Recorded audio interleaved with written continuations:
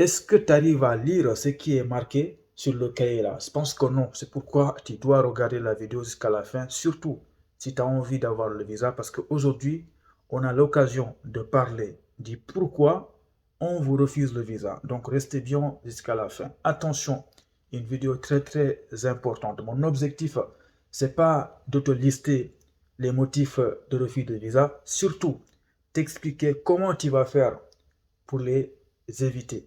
Tout en fait, les motifs. Donc restez bien jusqu'au bout. Avant de commencer, je vais vous parler du motif 0. Je rappelle qu'il y a 7 motifs. Donc je vais commencer par le motif 0. Donc le motif 0 dit quoi en fait?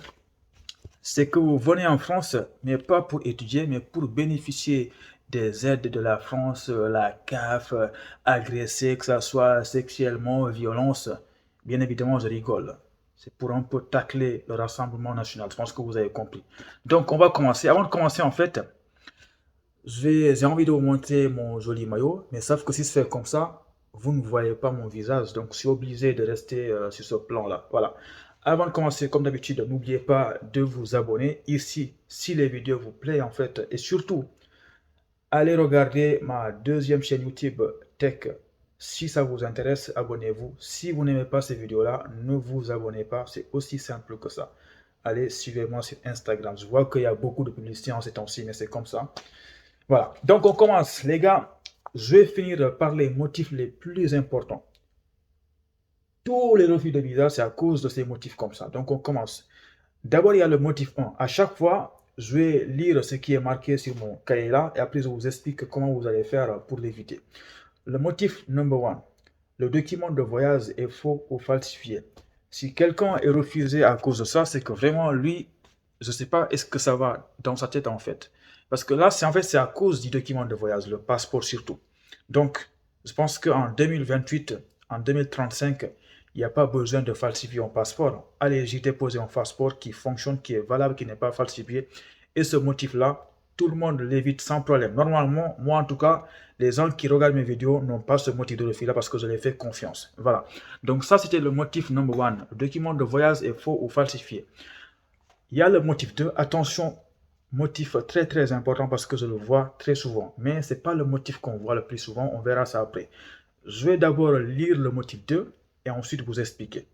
Tu n'as pas fourni la preuve que tu disposes, oui, toi-même, de ressources suffisantes pour couvrir les frais de toute nature durant le séjour en France où tu n'es pas en mesure d'acquérir légalement ces moyens. Je pense que vous l'avez deviné, en fait, c'est en fonction de vos ressources financières.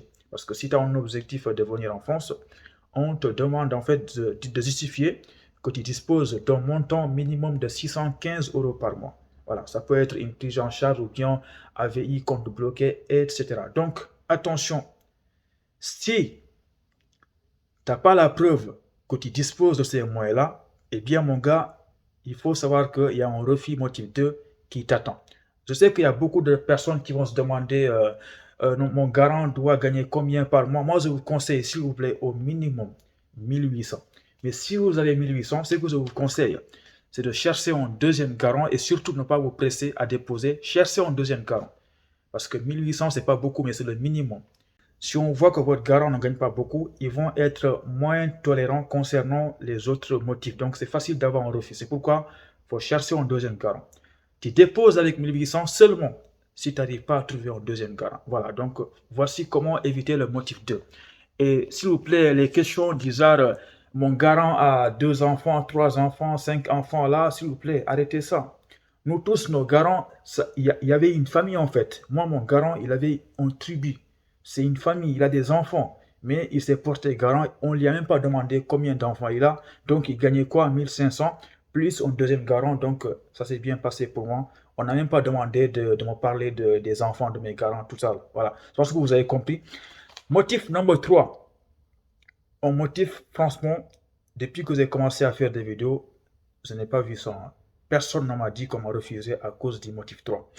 On va lire le motif 3. Tu n'as pas justifié de votre admission dans un établissement d'enseignement supérieur. Je pense que toute personne qui va déposer un visa sans être acceptée, qui veut étudier en France, c'est que vraiment ça ne va pas dans sa tête en fait. Hein. Voilà, je pense que vous avez compris, ce motif-là, on ne le voit pas. À partir du moment où tu es accepté sur Campus Sens, sur Parcoursup, dans une école privée, dans une formation reconnue, et que tu déposes le visa, ce motif 3-là, normalement, tu ne l'auras pas. Donc, on ne va pas tarder sur ça, on passe à autre chose. Le motif 4, attention, on va rentrer dans les choses importantes. Les choses les plus importantes de la vidéo, c'est le motif 4 là et le motif 5, surtout. Parce que la plupart des refus, c'est à cause de ça.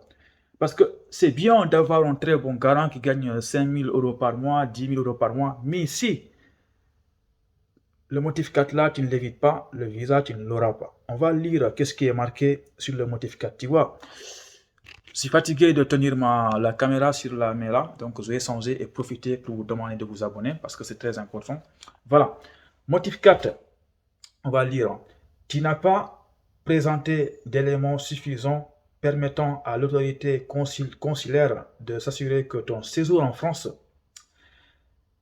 à des fins d'études ne présenterait pas un caractère abusif. Voilà, tout ça c'est compliqué, hein. C'est en français compliqué, mais nous on s'en fout. Je vais vous simplifier les choses. En fait, le motif 4, il vient très souvent. Et dans la plupart des cas, c'est lié au projet d'études, de projet professionnel, tout ce que vous voulez. Mais attention, c'est depuis le début en fait. Lorsque tu faisais tes choix sur Campus Sens, lorsque tu construisais ton projet d'études, lorsque tu passais ton entretien pédagogique, c'est tout ça en fait qui va amener le motif 4. Moi, par exemple, lorsque je faisais ma demande de visa, j'avais peur en fait de ce motif-là parce que mon projet n'était pas cohérent. Parce que je vous avais dit que j'ai fait une licence maths physique et j'ai déposé un visa avec un BTS en première année, donc c'était pas cohérent. Du coup, si toi, tu regardes ton dossier et que tu sens que ça ne va pas, en fait, tu as des doutes, je te conseille de faire attention à ce motif 4-là parce qu'il est très très présent dans la plupart des refus motif 4 parce qu'eux, ils pensent que toi, ton objectif, tu veux simplement venir en France, mais tu t'en fous des études. Tu as envie de quitter ton pays et venir en France et profiter de tout ça là. Je pense que vous avez compris. C'est pourquoi, attention, hein, dans certains cas, c'est vrai, hein, il y a des gens qui ne veulent pas du tout venir en France pour les études. Ils veulent passer par les études pour venir en France. Ça existe, ça. C'est pourquoi c'est très important. Donc, c'est à toi de prouver au consulat que toi, ce n'est pas ton objectif. Tu veux vraiment venir étudier, travailler, avoir un diplôme, etc. C'est pourquoi, dès que tu vois qu'il y a un doute, fais comme moi, rédige ta lettre de motivation pour expliquer le changement de projet d'études. Tout ce qui n'est pas clair dans ton dossier, explique sous forme de lettre. Je pense que vous avez compris pour éviter le motif 4. Attention, aucune lettre n'est obligatoire, mais c'est dommage d'attendre qu'on t'envoie un refus pour commencer à écrire des lettres et déposer une deuxième fois. En tout cas, moi, personnellement, je préfère le faire depuis le début de la lettre. Voilà. Motif 4, très très souvent, on le voit. Voilà. Donc, motif 5, attention, attention. Le motif 5 là aussi, franchement, la plupart des refus, c'est à cause de ça. On va lire d'abord le motif 5. Les informations communiquées pour justifier les conditions de séjour sont incomplètes et ou ne sont pas fiables. Attention, oui, parce que je vous avais dit que pour déposer un visa, tu vas amener des documents. Et quand on dit documents, je ne parle pas de prise en charge, je parle de tout. Documents de prise en charge, documents de logement. Et souvent, très souvent, ce qui arrive, c'est que certains de ces documents ne sont pas complets en fait. Ne sont pas du tout complets. Parce que le but, c'est pas simplement de dire que voici mon garant. Donc, tu peux bel et bien avoir un garant qui te donne des documents qui ne sont pas complets. Donc, ça existe ou bien qui ne sont pas fiables. Et pareil pour le logement. Donc, moi, mon conseil, c'est que si on vous dit que le gars-là va m'héberger, il faut faire le maximum pour prendre tout document qui prouve que le gars qui va vous héberger a un appartement, a un logement. Parce que c'est dommage, en fait, de se dire, est-ce que le contrat de bail est obligatoire ou pas? Est-ce que la facture est obligatoire? Moi, je vous conseille, en fait, de ne pas poser ces questions-là. Demandez à la personne qui vous héberge de vous fournir tout document qui prouve qu'il a un logement. Ça peut être facture d'eau, quittance de loyer, contrat de bail, pièce d'identité, en fait tout. Et pas que le logement, même la prise en charge. Si vous avez un garant qui réside en France ou bien en Italie, demandez-lui. Au lieu de poser des questions, est-ce que l'avis d'imposition est obligatoire ou pas, dites-lui tout document qui prouve que tu as un boulot, que tu travailles légalement, envoie-moi le document parce que moi, je n'ai pas envie de prendre un risque, j'ai envie d'avoir un visa. La chose que j'ai envie que tu retiennes là, c'est que surtout le motif 5, c'est pas simplement parce que le garant ne gagne pas assez. Hein. Non, c'est les documents qui sont incomplets. Et quand on dit documents incomplets, ça peut être lié à tout, logement ou prise en charge. Donc assure-toi, s'il te plaît, avant d'aller déposer, de regarder tous tes documents et il faut que tout soit complet et parfait, fiable. Voilà, tu vas me dire, mais c'est pas tout. Il y a le motif 6, le motif 7. Moi, je vous fais confiance. Je ne vais pas parler de motif 6. Je ne vais pas parler de motif 7 parce que vous, je sais que vous n'êtes pas concerné par ces choses-là qui se trouvent dans le motif 6 et 7. Voilà, je vous ai listé 5 motifs. Et fais attention au motif 2, au motif 4 et au motif 5. Si tu arrives à éviter ces motifs-là, le visa, tu l'auras, il n'y a aucune raison de t'envoyer en refus. N'oublie surtout pas d'aller regarder ma chaîne YouTube El Ibratech et surtout me suivre sur Instagram si tu as envie et de liker cette vidéo-là. Et on se dit à très bientôt. Voici beaucoup de vidéos sur le visa pour avoir ton visa. Voilà, je me répète, mais c'est important.